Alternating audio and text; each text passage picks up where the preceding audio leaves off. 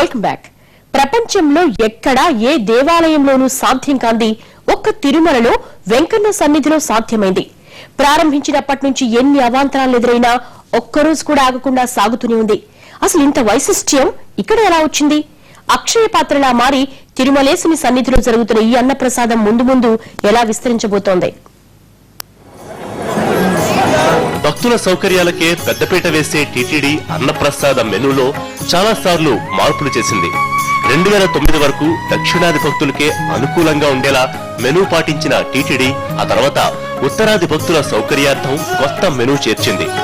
అప్పట్లో TTD chairman Aadikeshava Naidu ఉత్తరాది భక్తుల కోసం రోటీ, దాల్ను ప్రవేశపెట్టారు. రోజు 2 పూటలా 5,000 మందికి సరిపడేలా వీటిని సిద్ధం చేస్తారు.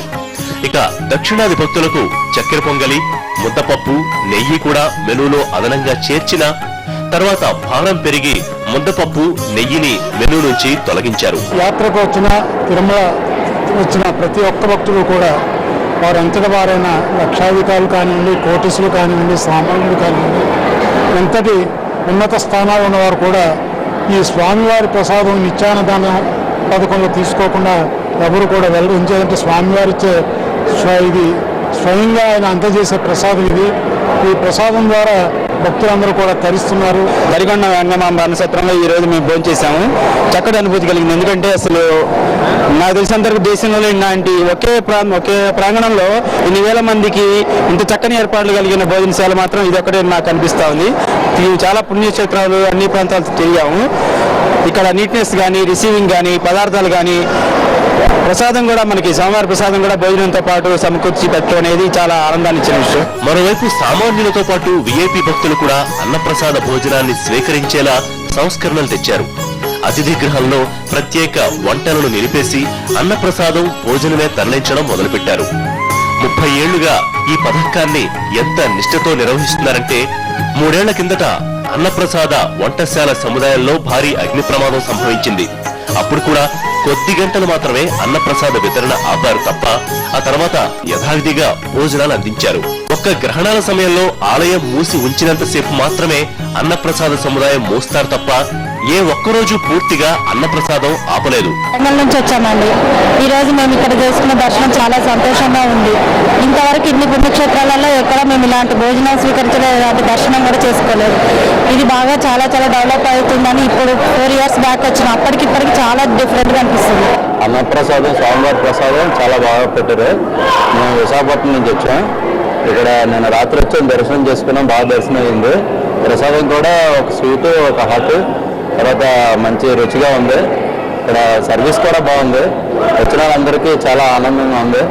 ప్రస్తుతం ఈ పథకానికి రోజు 5 నుంచి 6 టన్నుల కూరగాయలు అవసరం అవుతూ ఉన్నా ఒక్కరోజు కూడా టీటీడీ కూరగాయలు కొనాల్సిన అవసరం రాలేదు.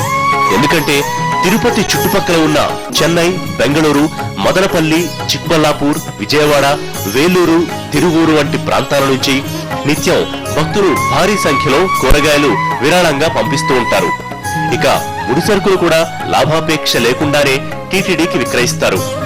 అన్నప్రసాదానికి రోజు 9.5 టన్నుల బియ్యం అవసరం అవుతూ ఉంటే వాటిని 2 తెలుగు రాష్ట్రాల్లో ఉన్న మిల్లర్లు మార్కెట్ ధర కన్నా తక్కువగానే టీటీడీకి అమ్ముతున్నారు. కనుమూరి బాపిరాజు టీటీడీ చైర్మన్ గా ఉన్నప్పుడు అన్నప్రసాద పథకాన్ని మరింత విస్తరించారు. అప్పటి వరకు వైకుంఠం క్యూ కాంప్లెక్స్, అన్నప్రసాద సముదాయంలో మాత్రమే భోజన సౌకర్యం ఉండగా బాపిరాజు హయాంలో అటు యాత్రికుల వసతి సముదాయము, నడకదారిలోని గాలిగోపురము, తిరుపతిలో విష్ణు నివాసం, శ్రీనివాసం వసతి సముదాయాల్లో కూడా అన్నప్రసాద వితరణ ప్రారంభించారు. వీటితో పాటు తిరుచానూరు పద్మావతి అమ్మవారి ఆలయం వద్ద నిర్వహిస్తోన్న అన్నప్రసాద వితరణను మరింత విస్తరించేందుకు 5 కోట్ల వ్యయంతో మరో సముదాయాన్ని ప్రారంభించారు.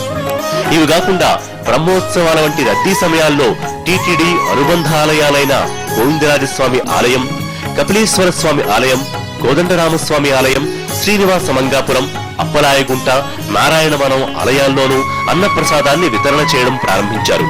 సపరేట్ గా కట్టబడిన నిత్యాన్న ప్రసాద కాంప్లెక్స్ లో మనకు టేబుల్ మీద వడ్డించే భోజనమే కాకుండా వైకుంఠం క్యూ కాంప్లెక్స్ లో నిరంతరం వేచి ఉండే భక్తులకు రెడీ టు ఈట్ ఫుడ్ ప్రతి 2 గంటలకు 3 గంటలకు ఒకసారి ఆ సమయానికి సంబంధించినటువంటి ఫుడ్ మనము భక్తులకు సర్వ్ చేయడం జరుగుతుంది. బయట వెయిట్ చేస్తున్నటువంటి క్యూ లైన్లలో వెయిట్ చేస్తున్న భక్తులకు కూడా వారికి ఎటువంటి ఇబ్బంది కలగకుండా అత్యంత ముఖ్యమైనటువంటి అవసరాలను తీర్చే పనిలో భాగంగా మన అన్నప్రసాదం ట్రస్ట్ తన కార్యకలాపాలను విస్తరించి ఎక్కడ క్యూ లైన్లో భక్తులు 2 గంటలకు మించి వేచి ఉండి 3వ గంట అవుతున్న సమయానికి ఆ సమయానుకూలంగా ఇవ్వవలసిన మనము అన్నప్రసాద వితరణ జరుగుతున్నది. అది రూముల కోసం వెయిట్ చేసేది కావచ్చు, తలనివాళులు సమర్పించడానికి కావచ్చు, అందరూ ఆశించినట్లే దర్శనం కోసం కావచ్చు. ఈ విధంగా విశేషంగా సేవలందిస్తున్నటువంటి అన్నప్రసాదం ట్రస్ట్ 30 సంవత్సరాల తన కంప్లీట్ చేసుకొని 31వ సంవత్సరంలోకి అడుగు పెడుతోంది. ఇలా విస్తరించడంతో అన్నప్రసాద వితరణ నిర్వహణ భారీగా పెరిగింది. ఒక్కో భక్తుడికి ప్రస్తుతం భోజనానికి 29 రూపాయలు ఖర్చవుతోంది. ప్రస్తుతం ఏటా మూలధనంపై 45 కోట్ల రూపాయలు వస్తూ ఉంటే నిర్వహణ వ్యయం మాత్రం 70 కోట్లకు చేరింది. దీంతో మిగిలిన సొమ్ము టీటీడీ గ్రాంట్ రూపంలో మిగిలిన 25 కోట్లు చెల్లిస్తోంది. భక్తుల నుంచి ప్రస్తుతం 600 కోట్లకు చేరుతోన్న విరాళాల మొత్తం 800 కోట్లకు చేరితే ఇలా టీటీడీ గ్రాంట్ ఇవ్వాల్సిన అవసరం ఉండదు. అందుకే టీటీడీ అన్నప్రసాద పథకానికి విరాళాలు సేకరించే పనిలో పడింది. మరో 3 ఏళ్లలో ఆ టార్గెట్ రీచ్ అయ్యే అవకాశం ఉందంటున్నారు అధికారులు. ఈ పథకం ప్రారంభించిన దగ్గర నుంచి 2015 మార్చి 31 వరకు మొత్తంగా 3,63,064 మంది భక్తులు 591.36 కోట్ల రూపాయల మొత్తాన్ని విరాళంగా ఇచ్చారు.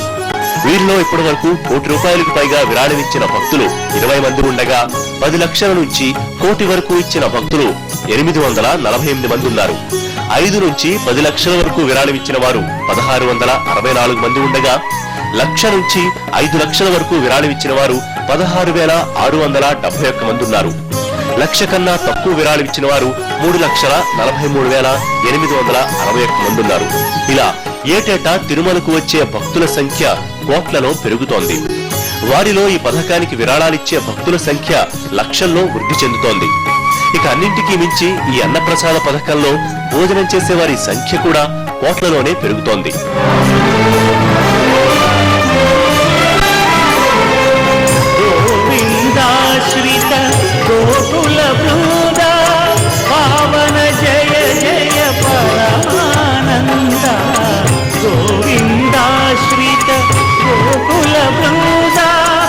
అంటే దాదాపుగా శ్రీవారిని దర్శించుకున్న ప్రతి ఒక్కరూ అన్నప్రసాదాన్ని స్వీకరిస్తున్నారు. ఇలా 30 ఏళ్లుగా నిరాటంకంగా నిర్విఘ్నంగా సాగిస్తున్నారు.